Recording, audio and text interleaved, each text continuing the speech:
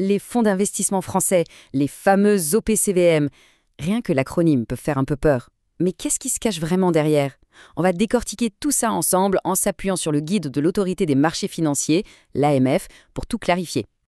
C'est vrai, le jargon de l'investissement peut vite devenir un mur. On a l'impression d'entendre une langue étrangère. Pourtant, vous allez voir, les idées qui se cachent derrière sont souvent bien plus simples qu'on ne le pense. Alors, pour y voir plus clair, on va suivre un parcours en 4 étapes. D'abord, c'est quoi un OPCVM? Ensuite, comment on le choisit? Puis, on va plonger dans le prospectus, le mode d'emploi indispensable. Et enfin, on verra comment ça se passe concrètement pour acheter et vendre. Allez, on se lance. Première étape donc, on va commencer par la base. Un OPCVM, qu'est-ce que c'est et surtout à quoi ça sert? Ok, l'acronyme complet est un peu long, mais l'idée est simple. Imaginez un grand panier d'investissement. Dans ce panier, on met plein de choses, des actions, des obligations, et ce panier est géré par un professionnel, un expert, pour le compte de toutes les personnes qui ont mis leur argent en commun. Alors, petite subtilité, il existe 2 grandes formes juridiques, les SICAV et les FCP.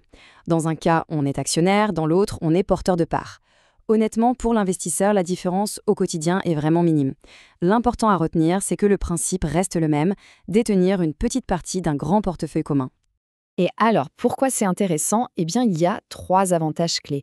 D'abord, on accède d'un coup à un portefeuille très varié, ce qui serait compliqué et cher à faire seul.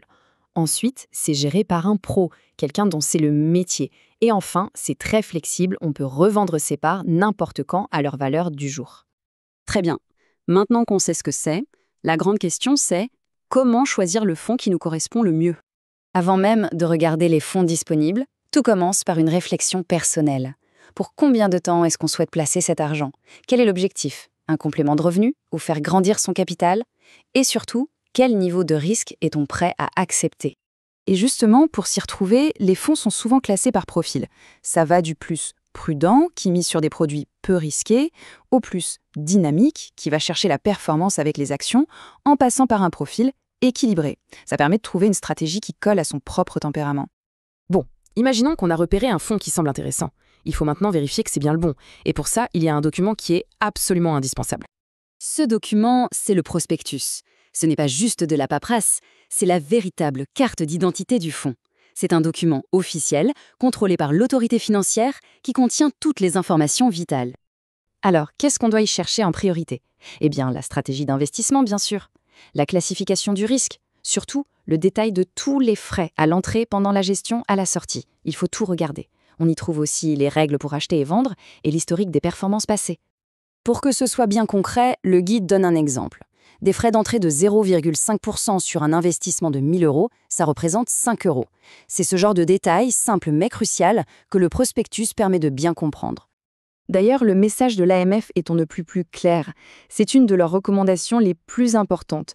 Il ne faut jamais investir sans avoir reçu et surtout sans avoir compris le prospectus. C'est vraiment l'outil essentiel pour prendre une décision éclairée.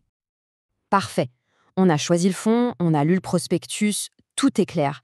Mais alors, en pratique, comment ça se passe pour acheter ou vendre? Le prix d'une part de fonds, ça s'appelle la valeur liquidative.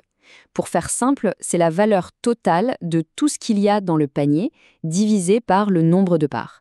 Et ce prix est calculé très régulièrement, le plus souvent, 1 fois par jour. Le processus est un peu particulier, mais c'est pour garantir l'équité.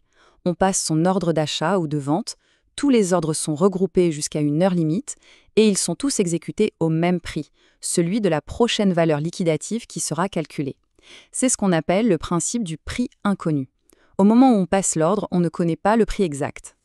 On arrive au bout. Si on devait résumer, les OPCVM sont une super porte d'entrée pour diversifier et profiter d'une gestion professionnelle. La clé, c'est de bien choisir un fonds qui correspond à ses propres objectifs et à son profil de risque.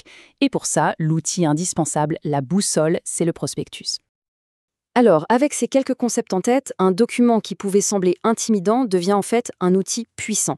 Un outil qui rend la prochaine étape d'un parcours d'investissement tout de suite beaucoup plus claire.